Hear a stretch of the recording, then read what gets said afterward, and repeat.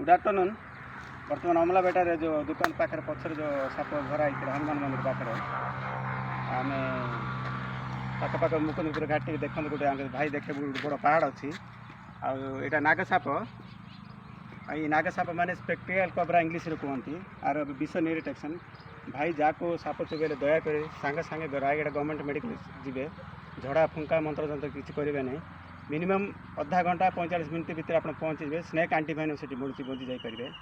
आज श्रावण सोमवार 29 तारीख जुलाई आ बहुत खुशी लगिला कि तांके न मारनु ताक रखी बहुत टाइम कहीं ड्यूटी थी बर्तमान 2:30 पाख है कम सारा पर मुझे छाड़िया आसी जंगल भीतर को आम जो कम कर भाई बहुत रिस्क कम। बर्तमान मत टाइम नहीं मो खोलिकी देखो साप को कपड़े जापे कि रहीपर देखा तार कमी अच्छी बर्तमान काढ़ुची बर्तमान देखु सापटा पड़ा तले देखापी जस्ट प्रेस करुँची।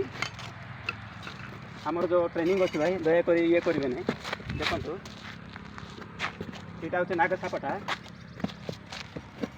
आप देखापी टाणुची सेमती किसी ना कि आप साप देखते कहते पलैला बेस समय तक हईराण करवा कथा ना बेसी प्रेस प्रेस भी करें बेसी विजार कले भी रिसा हो से छाड़देले देखापी टे टाणी हेले जमी माड़ न बजे से देखू आ बहुत खुशी लगे जे सोमवार मुझे साप छाड़िया आसली